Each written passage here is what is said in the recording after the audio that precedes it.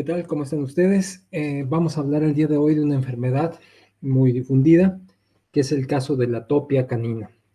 Bien, en cuanto a la atopia canina, podemos decir que hoy los casos están muy difundidos porque era una enfermedad que quizás hace 15 o 20 años atrás sí teníamos casos de atopia, pero eran casos que primero eran difíciles de diagnosticar porque la sitología verán ustedes que no es muy específica. Y esto pues puede de alguna manera deberse a que en los factores, sobre todo hoy en día, de contaminación ambiental, sobre una gran cantidad de alergenos que hay en el medio ambiente y que los animales suelen capaz de respirar y entrar en contacto con ellos, es uno de los factores más desencadenantes. ¿Sí? Hay que entender entonces aquí que existen algunos factores para que esta enfermedad se presente, pues si bien no en todos los perros, sí en un buen porcentaje de animales que vamos a ver que tienen primero predisposición genética a producir en este caso pues altas cantidades de inmunoglobulinas IgE contra antígenos específicamente de qué, decía yo, de tipo ambiental, normalmente inocuos, ¿sí? Porque tampoco van a causar la muerte del animal, pero sí vamos a tener perros con una hipersensibilidad, vamos a tener perros en dado momento con una alergia que puede ser de dos formas, una alergia estacional, se presenta en algunas estaciones del año. Esto es muy importante a la hora de hacer el diagnóstico. ¿Por qué? Porque vamos a ver perros que son estacionales y perros que son alérgicos permanentes.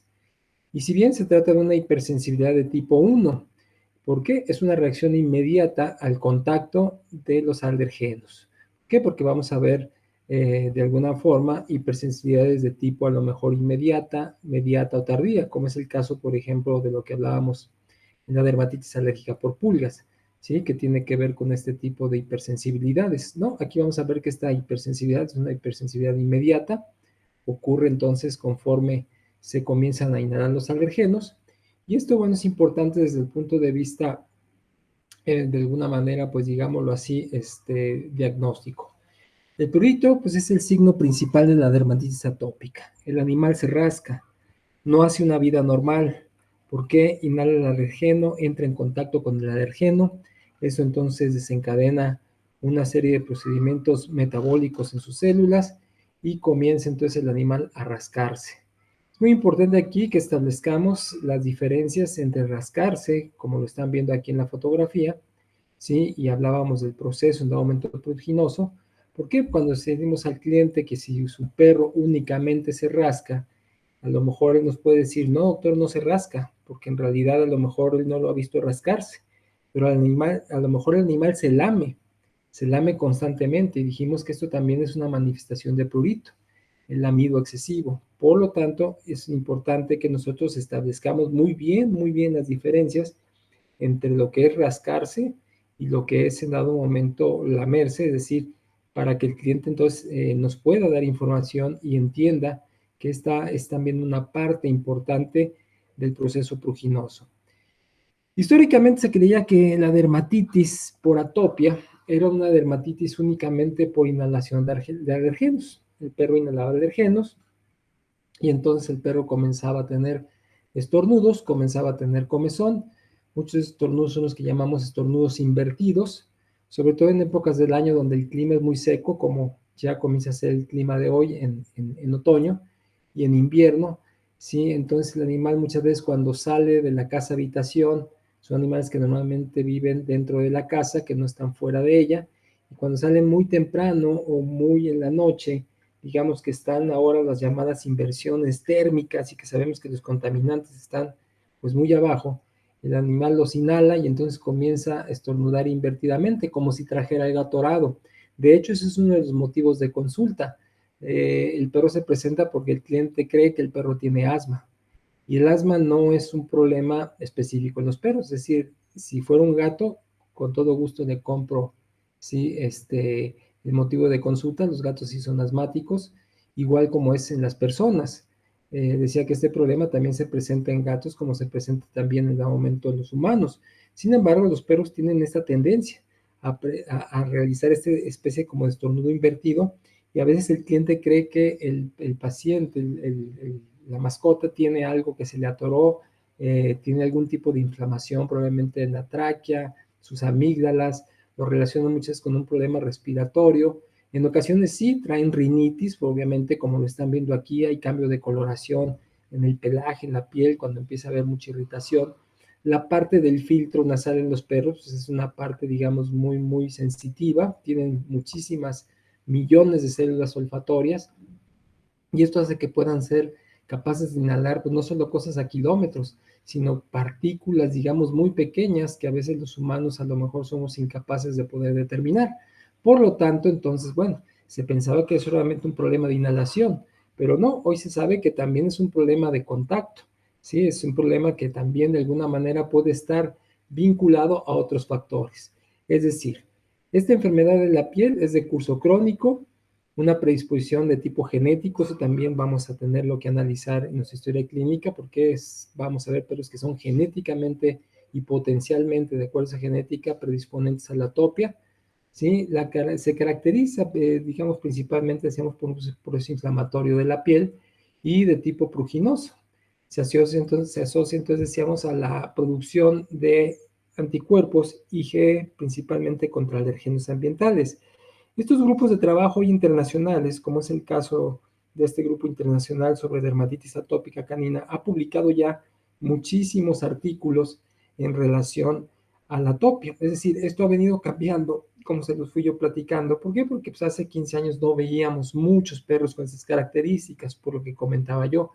Conforme fue avanzando el tiempo y hasta el 2002, se han hecho muchísimas investigaciones sobre sobre esta enfermedad, lo cual también de alguna manera ha contribuido a que hoy en día los tratamientos, pues ya no sean los tratamientos aquellos donde normalmente usábamos única y exclusivamente glucocorticoides, cortisona, para tratar de que el perro no se rascara, evitar en dado momento que se lesionara, que se estuviera lamiendo, pero funcionaba en parte porque pues mientras estaba el efecto del corticoide, todo estaba bien. Pasaba el efecto del corticoide y entonces el perro volvía a lo mismo, sobre todo para aquellos animales que son atópicos permanentes, ¿sí? Y entonces, ¿qué es lo que pasaba? Que luego las dosis se incrementaban, no se fraccionaban, es decir, como debe de ser el uso farmacológico de los corticoides, y posteriormente, pues tenemos ahora sí que perros con Cushing, perros que estaban en consulta porque el dueño estaba ya nervioso, el perro estaba orinando mucho, estaba bebiendo demasiada agua, estaba subiendo mucho de peso porque eso hace que aumente el apetito y el perro consume más alimento. Y bueno, hoy en día ustedes pueden acceder, buscar, ¿verdad? En internet y hay gran cantidad de artículos de estos grupos de trabajo. Se los recomiendo en el momento que los busquen. Esta dermatitis atópica puede ser causada, entonces decíamos, por alergenos medioambientales, pero también por alergenos alimentarios, que si bien no son específicamente en algunos casos, digamos, como en el caso que veremos de la alergia alimentaria, algún componente de la dieta, ¿sí? Aquí vamos a ver perros que cualquiera de los alimentos, muchas veces de tipo comercial, ¿sí? Al ser ingeridos, pues generan también este tipo de alergia. Entonces va, por decir esto, muy unido la atopia hoy en día a este tipo de proceso. Puede ser combinado o puede ser individual. ¿Por qué? Porque vamos a ver de repente perros que no tienen atopia, pero que sí son alérgicos a algún componente de la dieta. No, aquí toda la dieta les cae mal. Por otro lado, el contacto, decía yo, con alergenos, en este caso del medio ambiente, que entran en contacto en la piel de estos perros que genéticamente su piel pues tiene un defecto. Es un defecto que la piel fácilmente es muy delgada, fácilmente se agrieta y estos alergenos pueden pasar básicamente la piel intacta, entrar en contacto entonces con los factores liberadores histamínicos a nivel de los vasos sanguíneos, entran en contacto entonces con los llamados JAK, que son en este caso agentes ya de mediadores químicos específicos, ahorita veremos cuáles son estos, y entonces esto a nivel de las terminaciones nerviosas, pues ¿qué sucede? Desencadenan el signo pruginoso, el cual pues es uno de los principales signos, muchas veces el motivo de consulta, que nosotros tendremos que atender. ¿Qué nos dicen las estadísticas actualmente? Que el 99% de los casos con atopia, en este caso canina, son causados por alergenos ambientales y el 1% únicamente por alimentos, por lo que yo estoy comentando, ¿sí? Porque son quizás una minoría de perros que en dado momento pueden tener esta posibilidad también, aparte de lo que están inhalando y aparte de lo que está entrando en contacto. Porque para alergia alimentaria sí veremos una gran cantidad de perros que por alguna causa tienen alergia no a todo el alimento, sino quizás a algún componente específicamente de esa dieta. 20 al 30% de los casos, en este caso con atopia, presentan reacciones a esos alimentos y el 40% de los casos presentan también alergia al piquete de la pulga, es decir, a la saliva de la pulga, por lo cual tenemos a la hora del diagnóstico, pues que hacer entonces un diagnóstico quizás multifactorial, ver que todos esos factores no se encuentren presentes en el perro e ir descartando la posibilidad de que sean algunos de ellos. ¿Por qué? Porque en el caso específicamente de las pulgas, como ya lo platicamos en su momento, este ya es una alergia específicamente al piquete, que la pueden desarrollar muchos perros, todos los perros, mientras no generen en dado momento anticuerpos contra ese alergeno que la pulga inyecta en la saliva al momento de estar comiendo y al momento de estar pues, succionando sangre, ¿sí? En el organismo, en este caso del perro, en la piel del perro, que crean entonces todo un efecto de esta naturaleza. Pero aquí habrá algunos que esos alergenos, específicamente para el perro que es atópico, pues como mencionaba yo ahorita en la diapositiva anterior, que pueden penetrar inclusivamente la piel intacta, pues aquí no es que la penetren, sino que ahí está el parásito y el parásito está irritando. Por lo tanto, esto va a ser también un generador para los perros de atopia muy importante y muy elevado. La responsabilidad de esta reacción entonces es cuando los eh, anticuerpos, en este caso los IgE que se fijan sobre la superficie celular de las células mastocíticas cutáneas, con alergenos específicos, inducen, decía yo, la liberación de mediadores a través de las terminaciones nerviosas con los llamados JAK1. Estos son responsables entonces de la reacción inflamatoria del prurito.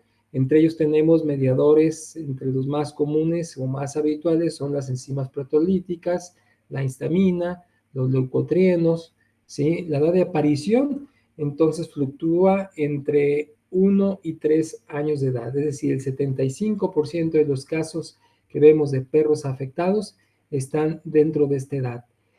Cosa irónica, pero mientras el animal no genere una buena cantidad de anticuerpos contra este tipo de alergenos, el perro puede permanecer, decía yo, de dos formas, ser estacional o ser permanente. Cuando identificamos la estación del año en que el perro se presenta su problema dermatológico, es decir, en aquellos perros que inician a temprana edad, es decir, al año de edad, y desde ahí comienzan a dar problemas, entonces vamos a ver nosotros que esos perros, pues de alguna manera, pueden ser de una estación del año. Son alérgicos en primavera, son alérgicos a lo mejor nomás en verano, son alérgicos a lo mejor nomás en otoño o son alérgicos nomás en invierno y podemos entonces controlarlos conforme llega la etapa, es decir, del cambio de clima en el que ellos presentan este tipo de alergenicidad. ¿Por qué? Porque hay muchas cosas que están volando en el medio ambiente.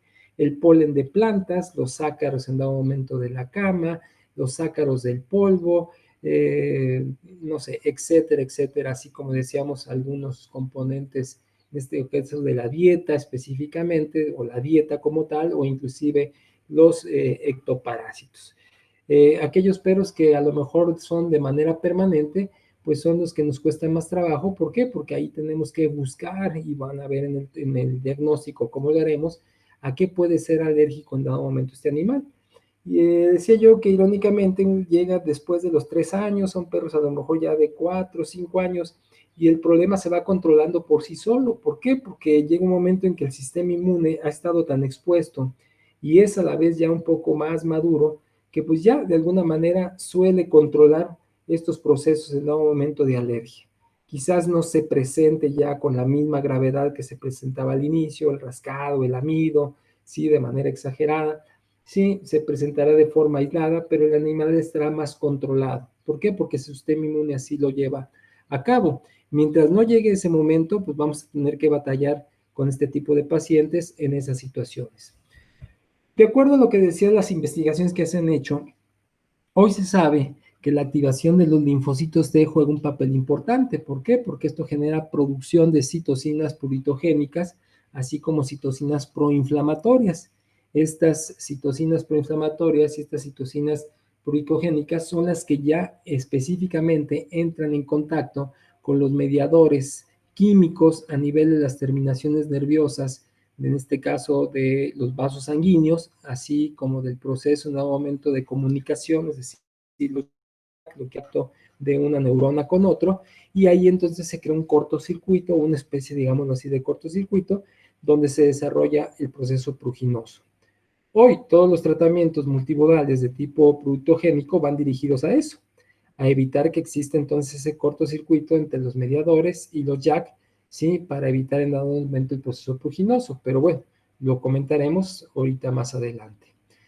Por otro lado, yo decía la predisposición racial. Entonces tenemos algunos, no voy a mencionar todos, pero aquí hay algunos de los más importantes. Están el pastor alemán, está el boxer, está el retriever dorado o el cobrador dorado, el retriever de labrador, el carrier terrier. Aquí hay una buena variedad de los terrier, vamos a ver ahorita, el Welsh Highland Terrier, el terrier blanco, el fox terrier, el setter irlandés, el caniche, el schnauzer en miniatura, que son, de acuerdo a esto, los alergenos implicados en la atopia pueden ser, decía yo, de tipo estacional o permanente. Otra situación importante a analizar es que vemos pocos perros mestizos y pocos perros criollos con esta problemática. ¿Por qué? Porque estos tienen una inmunidad quizás mucho más efectiva. ¿Por qué? Porque hay una, pues ahora sí, mezcolanza y así, ahora digámoslo así, una combinación de la sangre, inclusive de perros de raza con perros ya mestizos o criollos, donde se han hecho lo suficientemente fuertes, es decir, tienen tal nivel de rusticidad que pues esto realmente no les provoca problemas. ¿Qué quiere decir esto? Que con quien ustedes van a batallar más van a ser los perros de razas puras. Y entre más pureza racial, quizás más posibilidad para enfrentar todo este problema de la genética. La estadística actual, entonces decíamos un momento, que de estas alergias no estacionales, es decir, para los que son permanentes, el 30% evoluciona de esa manera. Y bueno, sí es un porcentaje elevado, porque decía yo, vamos a tener que hacer muchas pruebas y batallar de repente con este tipo de elementos para ver a qué es alérgico nuestro paciente. El cuadro clínico, entonces, gran número de estos perros desarrolla, dijimos, prurito, se manifiesta también, en este caso, por lamido de las patas, fricción y rascado de la cara. Por eso era importante, y decía yo, que comentáramos con el cliente que no solamente quiera ver que se rasque, si es un perro que se fricciona o se lame constantemente, ahí está manifestando prurito, este perro tiene prurito, ¿sí? Entonces esto de alguna manera, pues refleja que esa comezón ha estado ahí de manera permanente. La consiguiente dermatitis entonces empieza con un eritema, pues es una especie de ras cutáneo, sobre todo eso lo podemos ver en las partes del bajo vientre, en el parámetro de distribución, donde no hay pelo, se puede apreciar un poco mejor. Esta puede evolucionar entonces a una dermatitis específica, donde vemos liquenefacción, que es la liquenefacción, es la dermatitis papular. ¿Se acuerdan de las pápulas? Esto van a ser pequeñas ronchitas, como si fueran entonces pequeñas ampollitas, las cuales cuando el animal se rasca, se rompen, hay contaminación y vamos a ver que después ahí se genera un pioderma secundario, es decir, ahí las bacterias como el estafilococos intermedios y otras bacterias que puede haber asociadas allá a la suciedad, pues aprovechan para entonces ellos formar una infección de tipo pustular. Ya vimos que esta es una de las lesiones primarias y las vamos a poder identificar fácilmente en nuestro parámetro de distribución. Los parámetros cutáneos entonces para iniciar serían las patas, la zona periocular, el hocico, las axilas, así como las superficies cutáneas de flexión y extensión, así como en las ingles o las zonas más afectadas a menudo pueden ser también a nivel de lo que es la articulación del tarso y la articulación del metatarso. Aquí vemos entonces el típico perro con una pododermatitis traumática que posiblemente pudiéramos en algún momento relacionarla con el perro que está aburrido y que no tiene otra cosa que hacer más que lamerse porque está aburrido, no sale a pasear, no gasta su energía.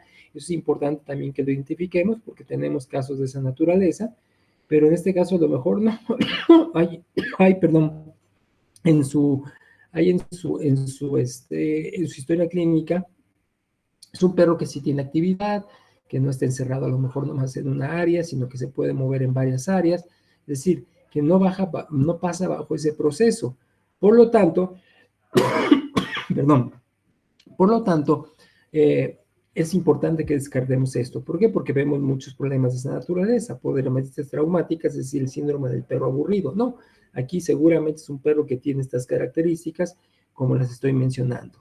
Ahí está la zona periocular, de repente vemos que tiene lagaña, esa lagaña no necesariamente es purulenta en algunos casos, sino es una secreción serosa constante, constante, constante. No hay que confundirla con la epífora, porque la epífora es exceso de lagrimeo, y eso tiene que ver también quizás con otras situaciones. Aquí puede producir mucha lágrima, pero a la vez se puede producir mucha lagaña, es decir, mucha secreción serosa, sí, que es una secreción como grisácea, y estar constantemente ahí. ¿Cómo lo notamos? ¿Por qué? Porque el perro se empieza a friccionar y se empieza a tallar sus ojos. Claro, cuando un perro comienza a tallarse los ojos, eso es indicativo de que algo le molesta, ¿sí? Entonces se lame, se talla, se fricciona. Estamos hablando de que entonces tiene un proceso de prurito que se está manifestando. Aquí está el parámetro de distribución, decía yo, entonces para lo que vamos nosotros de alguna manera a colectar en nuestra historia clínica con, pues a la hora de encontrar y buscando, dibujando nuestras lesiones para ir, ya decíamos, determinando la posibilidad de un control o nuevas lesiones una vez que hacemos diagnóstico o iniciamos tratamiento.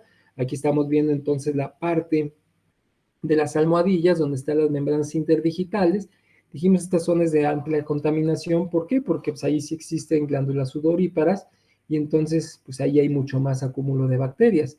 Cuando el perro entonces empieza a lamer y se empieza a irritar con la saliva, ya comentamos también que la saliva tiene un pH muy ácido, sí, entonces suele ser un factor muchas veces de agresión a la piel. ¿Por qué? Porque la va a gritar, la va a irritar y entonces ahí las bacterias fácilmente pueden crear lo que vieron a su momento como una pododermatitis. Acá tienen una parte en la zona, digamos, ventral, la área testicular, en este perro. Aquí está lo que decía yo, el eritema, ¿sí? Aquí vemos pequeñas pustulaciones, ¿sí? Lesiones que se van provocando también por irritación al momento del lamido o el rascado del animal. Estos son lesiones que inicialmente eran lesiones papulares, que se convirtieron posteriormente en lesiones como son los collaretes. Es muy importante que estos los identifiquemos o hagamos el diagnóstico diferencial de aquellas lesiones, por ejemplo, en el caso de los Demodex, sobre todo para perros jóvenes, donde normalmente parasita el Demodex, dijimos de manera inicial, localizada, la cara, los belfos, que no es el caso para este perro. Si es un perro quizás un poquito más grande, ¿sí? Está dentro de los 2 años, pero que tiene entonces este tipo de manifestación, ¿sí? Por lo tanto, entonces el cliente está muy inquieto, está nervioso. ¿Por qué? Porque oye rascarse, sobre todo el día el perro, cuando convive con él todo el día, el ama de casa es la que quizás más información nos puede proporcionar, digamos, quien está más en contacto con el perro, porque sobre todo en la noche lo escucha más. El perro, decía yo, no duerme, no come, no hace, digamos, una vida normal porque se está rascando, rascando, rascando o lamiendo, lamiendo, lamiendo. Y esto entonces al cliente lo desespera bastante. Por otro lado, pues nuestro paciente está molesto, está enojado, está inquieto, ¿sí? ¿Por qué? Pues porque no puede tener un control, digamos, sobre el prurito y cualquier cosa le produce entonces ese proceso pruriginoso y pues bueno, eso hace entonces que también el perro esté de alguna manera irritada. Aquí está la parte flexora, en este caso del carpo. Aquí pueden ver entonces lesiones son particulares. ¿Por qué? Porque vemos entonces ya una alopecia mucho más prolongada. Esto ya no es una pelecha normal. Vemos entonces ya lesiones de engrosamiento de la piel.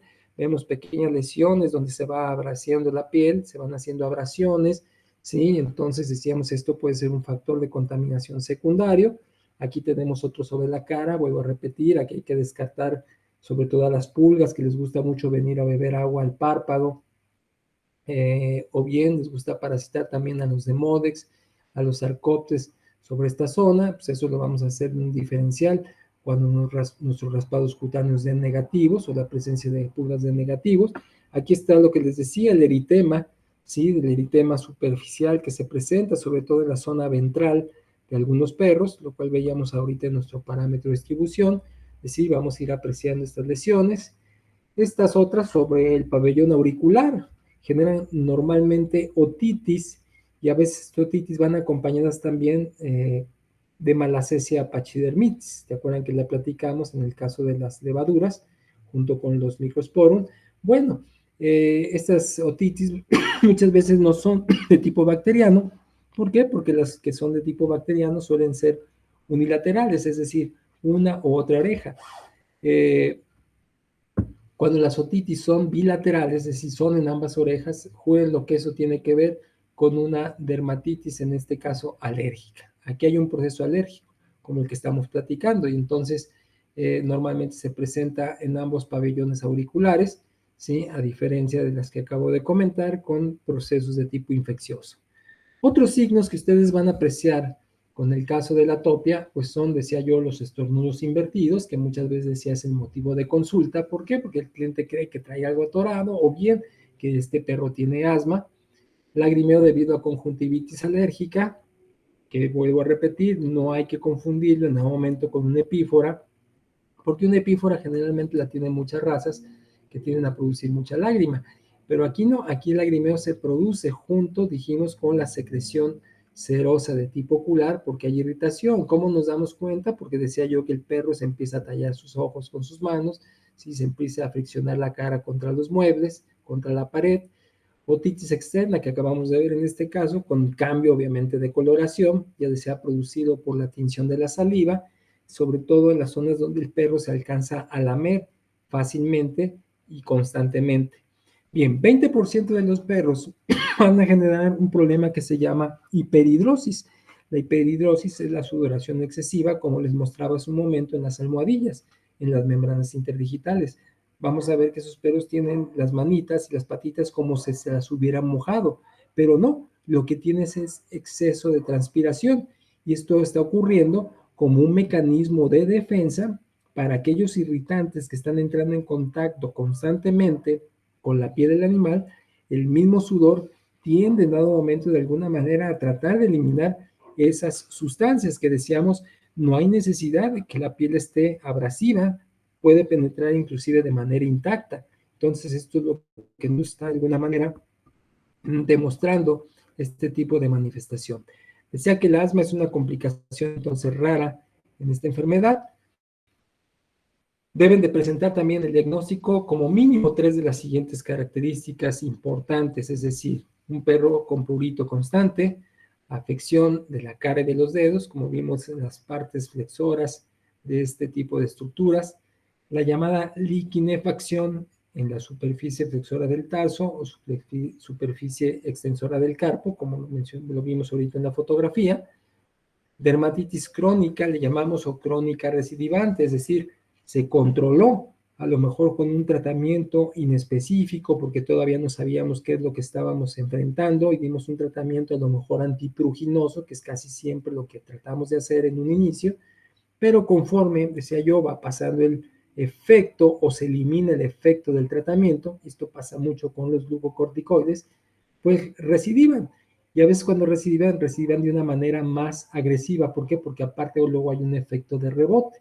Ese efecto de rebote está dado, ¿por qué? Porque entonces se genera mayor nivel de cortisol endógeno. Hay que recordar que las adrenales producen su propio corticoide, es decir, su cortisol de manera natural es un corticoide, no claro a dosis farmacológicas, pero está tratando de evitar esta situación. Cuando sale el medicamento, el glucocorticoide, sale de forma inmediata, lo sacamos muy rápido del organismo, entonces el mensaje para las adrenales es produce más cortisol porque no hay ahorita circulando en sangre, debido a que bajó su nivel de producción cuando estaba detectando que farmacológicamente pues teníamos niveles de glucocorticoide más altos a nivel del organismo, ¿se entiende? Por lo cual esto es importante que lo tengamos muy en cuenta cuando vamos a iniciar terapias con corticoides. Aquí hay protocolos, existen protocolos farmacológicos, ¿sí? Muy específicos. Hablaremos de eso un poquito en la retroalimentación para entender un poquito más esta parte. Historia individual o familiar y atopia, eso también nos ayuda. ¿Por qué? Porque a veces el cliente nos nos abre una ventana, una puerta, y me dice, oiga, esto no será el mismo problema que tuvo su papá o que tuvo su mamá o un hermano o un abuelo, un tío del perro, porque pasaron por la misma situación.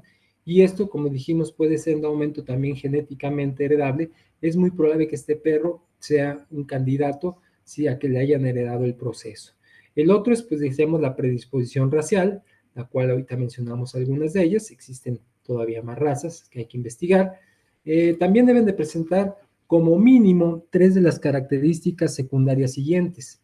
Número 1, aparición de los signos, decíamos antes, de los 3 años, o sea, perros que inician al año de edad, 2 años, ¿sí? Habrá una excepción a lo mejor de perros que inician hasta el tercer año, y bueno, eso sería fabuloso. ¿Por qué? Porque de alguna manera va a llegar un momento en que se van a defender por sí solos. Eritema facial y quelitis. La quelitis es la afección en los labios, es como si se partieran los labios, como cuando hace mucho frío y a nosotros se nos resecan los labios, y decía que esto produce pues normalmente abrasión, resequedad, y por ahí pueden penetrar fácilmente muchísimos contaminantes, ¿sí?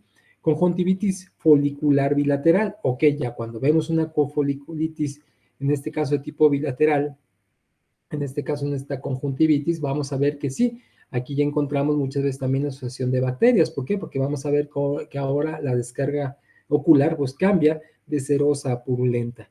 Y decíamos que como otra situación, por lo que comentábamos anteriormente, en el caso de la asociación de las bacterias, a veces las propias bacterias de la microbiota, como el estafilococos intermedios, se presenta entonces un pioderma de tipo superficial. Por lo tanto, hay que ponerle atención porque vamos a tener que trabajar también contra eso. Como quinto punto, la cerosis. ¿Qué es la cerosis? La resequedad de la piel en el cuerpo. Se empieza a descamar la piel. A veces el motivo de consulta también puede ser, mi perro tiene, le llamamos a esto caspa, ¿sí? En las personas. La caspa está producida obviamente por un tipo de microsporum que no es común en los perros. ¿Por qué? Porque en los perros específicamente ya dijimos cuáles son. Entonces, no, lo que estamos viendo, si nosotros colectáramos parte de esa escamación y la vemos en el microscopio, seguramente lo que estamos viendo es piel muerta, ¿sí? Que se está descamando. ¿Por qué? Porque está reseca. Y entonces esto genera también, la que decíamos a nivel de los cojinetes, la hiperhidrosis, ya dijimos que es esto. Reactividad a la prueba cutánea, eso va a ser muy, muy importante, porque ahorita vamos a ver cómo lo hacemos con distintos tipos de alergenos. Y la otra, que es algo que hoy ya tenemos también la facilidad de identificar. ¿Por qué? Porque podemos enviar nuestras pruebas sanguíneas al laboratorio y pedirle al laboratorio, o si tenemos nosotros, decíamos, el equipo, y tenemos en dado momento los reactivos o los analitos, ¿sí? Podemos hacer entonces una determinación específica de IgE, que es en este caso el alergeno que va a estar involucrado y que se va a encontrar, obviamente, esas pruebas de manera muy elevada, ¿sí? En los reportes que normalmente da el laboratorio, lo cual entonces nos abre ya una gran ventana, una gran puerta que antes no teníamos, porque antes tenemos que andar poco a poco descartando y deshaciéndonos muy probablemente de este tipo de posibilidades para establecer cuál era la situación realmente en este caso de esta mascota. Hoy pues esto nos da facilidad, mucha facilidad de establecer en el diagnóstico. Bien, aquí tienen entonces lo que decía yo hace un momento. Esta es la conjuntivitis folicular. Ahora vean como si hay una secreción amarillenta, una secreción purulenta. Aquí vemos la cerosis, lo que les decía yo, la descamación aquí de la piel, se empieza a descamar, ¿sí? Y vean pues que hay un eritema. Vemos ya una lesión en dado momento pues también de tipo pustular en algunos casos, cuando se va asociando pues con algún tipo de bacteria en los piodermas.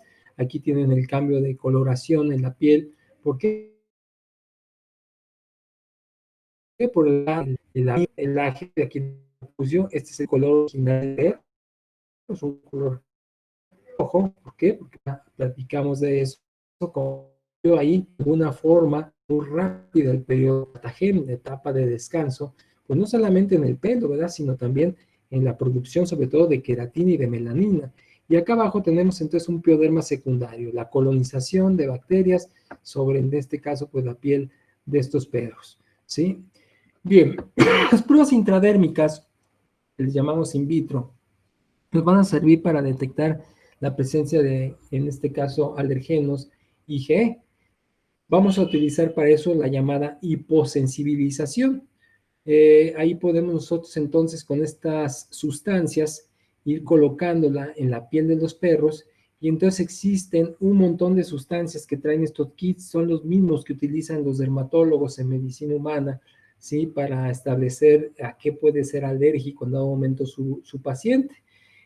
Sobre todo cuando vemos situaciones de causas alimentarias. Por ejemplo, en los humanos hay muchos que son alérgicos a los mariscos, no pueden comer mariscos porque inmediatamente se les cierra la garganta o se llenan de urticaria o se empiezan a inflamar con una especie de angioedema, que es el edema angioneurótico que hablábamos, como cuando les pican los insectos a los perros, las abejas, las avispas, y luego se empiezan a inflamar, o como el que veíamos cuando hablamos de las reacciones alérgicas a las vacunas, ¿sí? Y entonces esto, pues es una manifestación, digamos, a este tipo de alergenos o de situaciones que se pudieran presentar en estas personas, ¿sí? Igual lo hacemos en el caso de los perros, ¿sí? Vamos a ver entonces cómo esto nos va a ir determinando, ¿sí? De acuerdo a ciertos parámetros, pues dependiendo el kit, no sé qué tan grande en dado momento lo podamos tener. Hay algunos que traen, como en este caso, traen pólenes, traen hongos, traen ácaros del polvo, traen algunos insectos, digamos, cosas que los insectos pueden vertir, generalmente, digamos, ponzoña, por decirlo así, venenos, ¿sí? Para ver entonces la reacción alérgica. Se hace a través de una prueba intradérmica. Hay algunos kits mucho más completos, pero esta es una inversión, y esto es importante, digamos, para quien se va a dedicar a la dermatología, pues esta es herramienta que tiene que tener porque sí le va a dar uso, sí, porque no son baratos. Si no le van a entrar mucho a la dermatología, pues les aconsejo entonces mejor que no se compren estas cosas y deriven a un dermatólogo, que hoy tenemos varios compañeros dermatólogos muy experimentados, como el doctor Alberto Cordero, probablemente ustedes lo conocen, sí, exalumno también de nosotros. Él básicamente, pues su área de especialidad es la dermatología, y está muy bien preparado porque ha tomado su especialidad en esa área. Entonces, él utiliza mucho este tipo de diagnósticos, ¿sí? Por lo tanto, bueno, es importante de repente conocerlos. Aquí tienen la prueba intradérmica. Más de algunos alergenos, decía, estos son los receptores, en este caso histamínicos, a nivel de los vasos sanguíneos. Aquí está el alergeno como tal, estos entran en contacto. Aquí entonces viene el cortocircuito que hablaba yo con los llamados JAK1.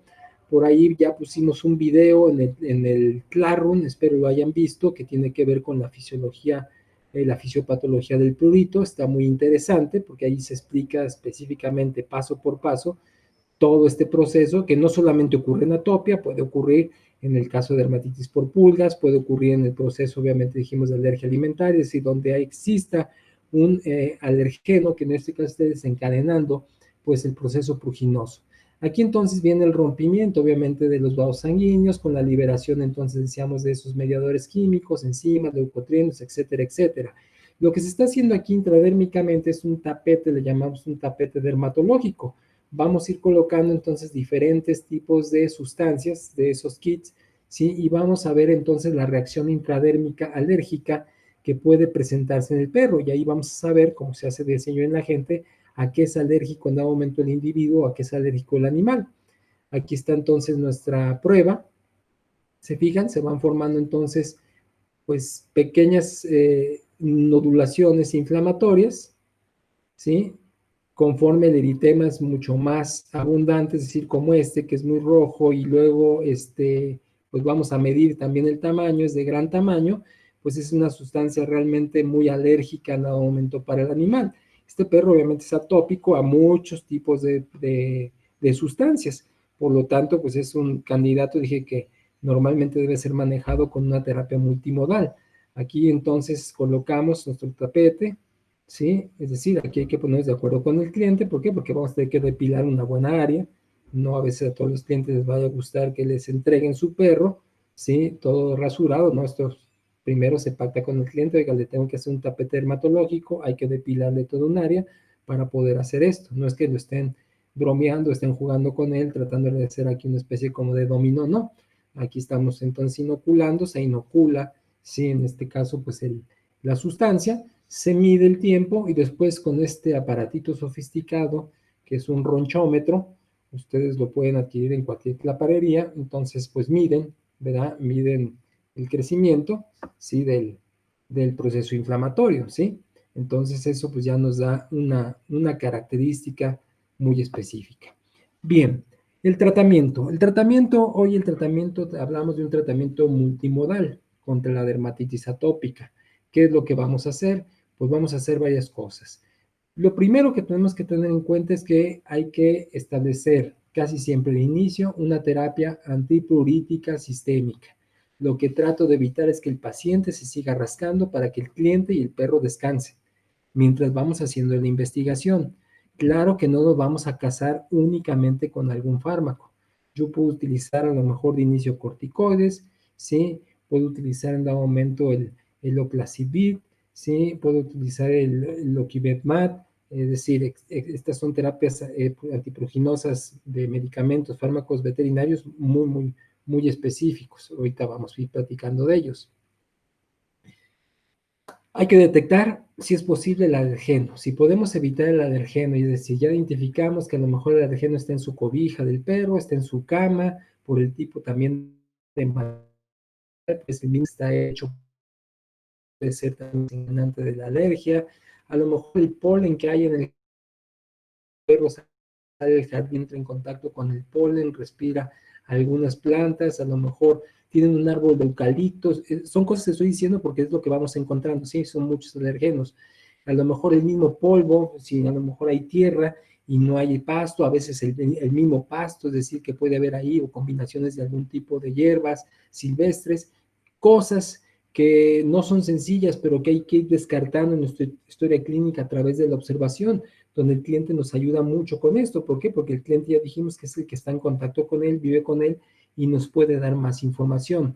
Hay que determinar si se trata de un defecto genético en el sistema inmune, por lo cual, si es así, pues tendremos que normalizar el sistema inmune y hay que inmunomodular, lo decimos nosotros. Ahorita veremos con qué sustancias hacemos esto.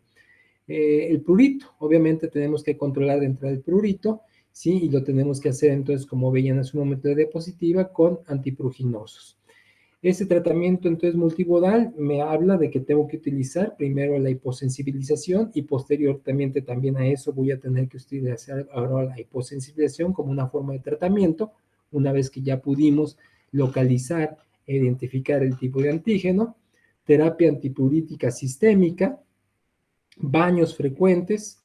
Aunque yo dije que a los perros no hay que bañarlos frecuentemente, aquí sí ocupamos hacer baños frecuentes, quizás en un promedio de cada 9 o 10 días, pero lo vamos a hacer con sustancias específicas que vamos a recomendar nosotros, sobre todo para mejorar la calidad de la piel de sus pacientes. Ácidos grasos, restauradores de ácidos grasos, hoy tenemos muchos en el mercado, y obviamente si existiese la posibilidad, un control como el que ya vimos de las pulgas. Bien, de alguna manera entonces también tenemos que tomar en cuenta algunos factores agravantes pruginosos que decía yo hace un momento. El caso sobre todo de los perros que tienen otitis bilaterales, que dijimos que normalmente suelen ser de tipo alérgico y donde podemos encontrar ya sea bacterias o el caso de las levaduras, la Malassezia pachydermitis. Es decir, aquí tenemos que dar un tratamiento ahora con antimicóticos como los que ya describimos para el caso de la dermatomicosis. Y en el caso de los piodermas, pues veremos más adelante lo que hacemos en un momento con la antibiótico-terapia. Decía yo el caso de los glucocorticoides. Ok, yo le quiero entrar rápidamente a controlar el proceso de tipo prurítico y lo puedo hacer entonces con glucocorticoides. Esto me ofrece un efecto antiinflamatorio, me ofrecen también un efecto inmunomodulador. ¿Por qué? Porque ayudan a modular anticuerpos. Me ofrecen también un efecto antiproliferativo, sobre todo de sustancias, decíamos en este caso de liberación, como son enzimas, leucotrienos, es decir, eh, elementos que se liberan durante la inflamación de los vasos sanguíneos. Y entonces estas son, digamos, las bondades que tienen los corticoides, porque sabemos también que tienen sus contraindicaciones y cosas que son a veces muy graves. Tenemos tres variedades, sobre todo de los sintéticos. No vamos a usar cortisona pura como tal, porque no, eso nos puede provocar entonces un efecto de rebote muy severo, sí, nos quita la comezón de volada, pero tenemos que ir reduciendo la dosis de una manera muy rápida y a veces no lo vamos a lograr. ¿Por qué? Porque eso pues nos manda un mensaje generalmente inadecuado a las adrenales y después podemos generar con eso un Cushing iatrogénico. Entonces vamos a apostarle mejor nosotros a los sintéticos. Tenemos tres que normalmente están en el mercado también veterinario: prednisona, ¿sí? En este caso prednisolona y metilprednisolona. Bueno, en los perros, quizás los perros son más adecuados para la prednisolona, no tanto para la prednisolona ni para la metilprednisolona. Esto lo usamos más en los gatos, que son más tolerantes para esto. Sí, los perros responden mejor en dado momento a la prednisona. Y es un medicamento inclusive barato, porque lo podemos conseguir inclusive hasta en los similares, ¿sí? Y vamos a dosificarlo entonces también de una forma muy específica. El efecto es rápido, 24 a 48 horas, ¿sí? Eso entonces controla el prurito severo, agudo, crónico.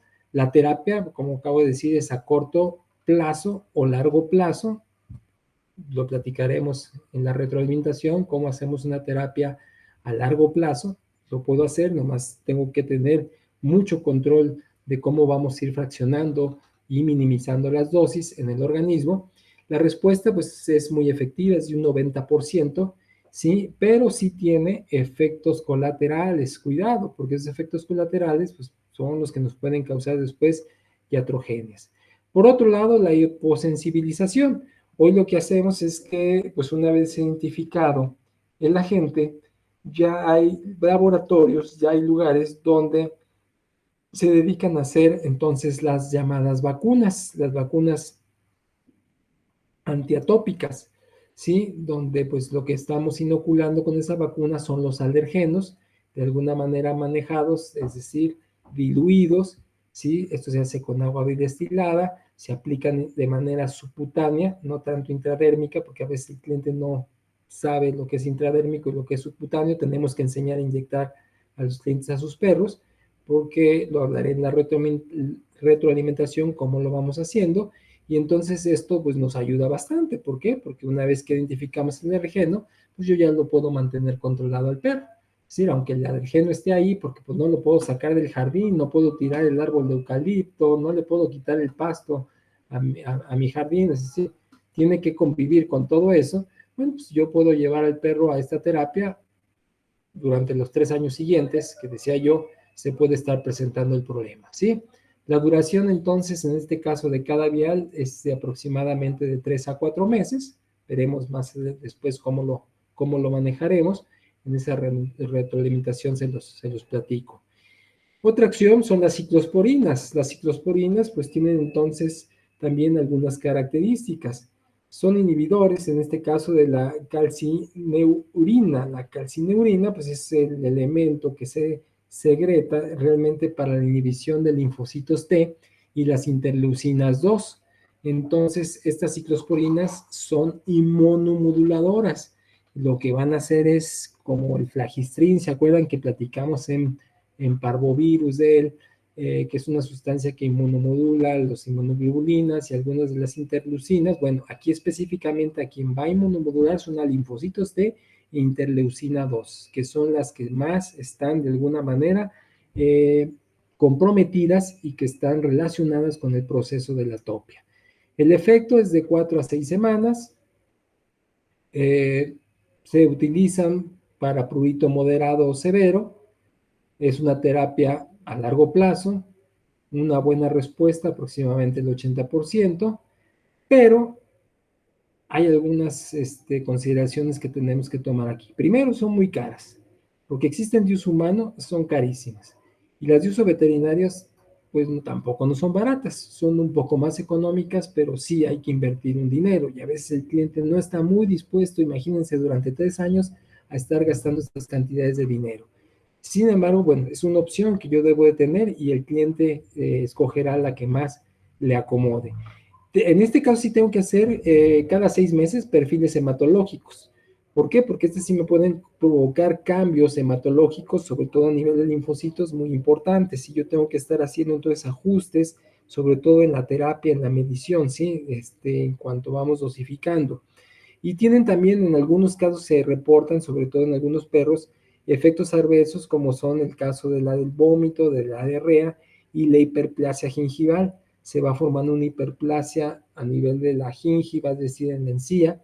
No es un épulis como tal, porque un épulis es un proceso diferente, pero se podría confundir o parecer mucho un épulis. ¿Por qué? Porque se va inflamando entonces esa gingiva y eso a veces pues no le gusta al cliente y a veces al perro tampoco porque es doloroso a la hora de masticar, sobre todo las croquetas, le molesta, le duele y trata a veces de no masticar o no comer porque es bastante molesto. Entonces, estas situaciones tenemos que tomarla en cuenta porque a veces no todos nuestros pacientes pueden ser candidatos al tratamiento con ciclosporinas. El oclacitinib, ¿sí? Es un nombre muy difícil de pronunciar. Pero bueno, quizás ustedes lo conocen, lo han visto, a lo mejor algunos ya están relacionados con él. Se llama en el mercado Apoquel, ¿sí? El Apoquel es entonces un producto que es un inhibidor selectivo de quién, de la enzima, en este caso decía de los JAK1, e inhiben entonces la acción de varias interleucinas, no solamente la interleucina 4, la interleucina 2, la interleucina 6, la interleucina 13 y la interleucina 31, que son las que están involucradas en el proceso entonces de la producción de prurito. Y esto es muy importante, ¿por qué? Porque esto, bueno, me ayuda rápidamente a controlar el efecto es muy rápido, de 12 a 24 horas, sin embargo también tiene sus bemoles, es un producto muy caro, ¿sí? No lo voy a dar durante mucho tiempo porque Apoquel tiene un lado oscuro que no nos han dicho, que no nos dijeron a tiempo los vendedores de este producto, que es el laboratorio que ustedes ven ahí, y entonces por ahí ya hay reportes de perros que estuvieron tomando Apoquel durante largos periodos de tiempo que generaron un cáncer dermatológico o un cáncer específico en algún órgano. Cuidado con eso, ¿sí? Porque eso no nos lo dice el laboratorio, pero ya hay reportes de eso, ¿sí? Entonces, está otro que es el Cytopoint, a lo mejor lo conocen también. El Cytopoint es ahora, digamos, la versión, si ustedes quieren, benigna del Apoquel. Siento yo que ellos se hacen el mismo harakiri. ¿Por qué? Porque es el mismo laboratorio y entonces pues preferimos mil veces a veces el Cytopoint, tiene menos contraindicaciones que el Apoquel, es igual de caro, sí, pero cuando menos no tengo esta otra posibilidad de la cual estaba yo platicando. Sin embargo, sigue siendo una buena herramienta. ¿Por qué? Porque tampoco lo voy a dar de mucho tiempo.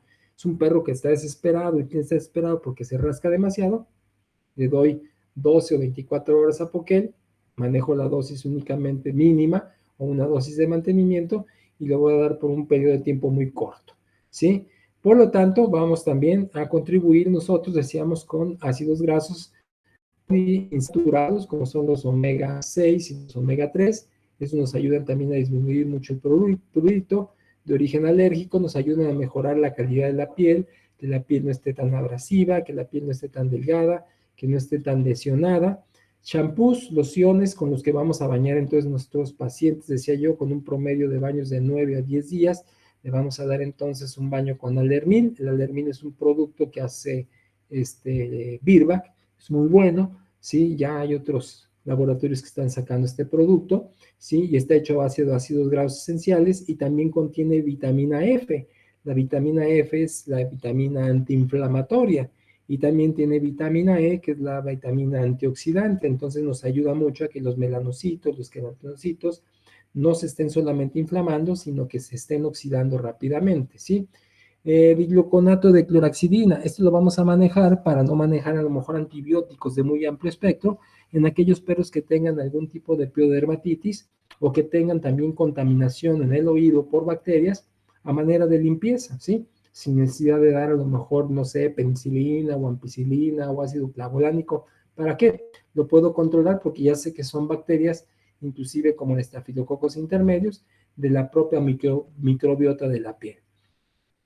Cortavars, decía yo, la hidrocortisona, acepoanato de cortisona, no tomado. Este es un producto que viene en forma de crema. Entonces yo lo puedo recomendar también para unas áreas de la piel, sobre todo donde no hay pelo. Decíamos las superficies de flexión, en este caso del carpo y del tarso, o como vieron ustedes en el vientre, cuando entonces empezamos a tener esos problemas de cerosis, ahí hay que colocarlo, va a ayudar a desinflamar bien de una manera rápida le va a dar alivio normalmente a esa lesión del animal, y bueno, eso no va a producir un efecto de tipo de rebote o secundario como si estuviéramos dándolo, ¿verdad?, por vía oral o por vía parenteral. Por lo tanto, entonces hay que manejar esto.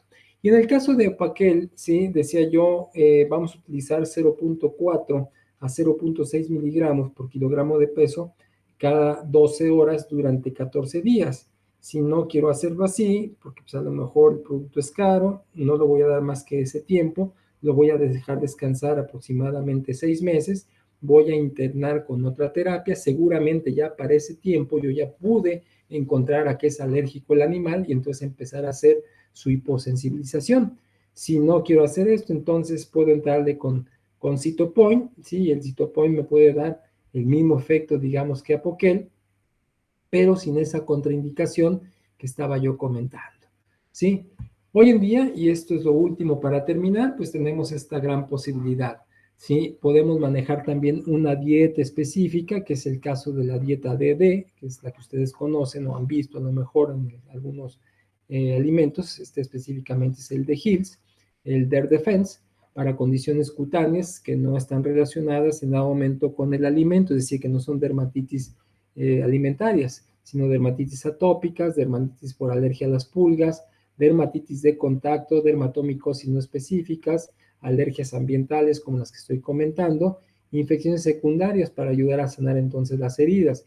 Y esto lo vamos a dar durante el proceso que está el perro obviamente en recuperación, que está en tratamiento, no necesariamente va a ser de por vida, y una vez que lo controlemos podemos regresar a su dieta normal o bien podemos entonces empezar a dar ZD, que esa sí la podemos dar durante ya largos periodos o el resto de la vida del perro para evitar en algún momento que también tenga esta condición. Si llegara a ser un perro con esas características, de ese porcentaje que hablábamos hace un momento, que aparte también son alérgicos al contacto, es decir, al alimento, ¿sí? Entonces, pues ahí tendríamos que hacer este tipo de cosas, por lo tanto nos ayudaría bastante. Bien, jóvenes, entonces la próxima ocasión que nos conectemos, veremos algunas cosas específicas, sobre todo con terapia de corticoides, para ser más, pues, un poquito específicos cuando utilizamos este tipo de manejo y tener quizás un control adecuado si yo necesito en algún momento establecer, a veces hasta por precio, este tipo de terapia. Se vale, pero se vale siguiendo el protocolo y ya les explicaré en su momento cómo vamos siguiendo el protocolo. Por lo pronto es lo que teníamos que platicar el día de hoy. Que tengan un bonito día y nos vemos en nuestro siguiente video de nuestro siguiente tema. Gracias.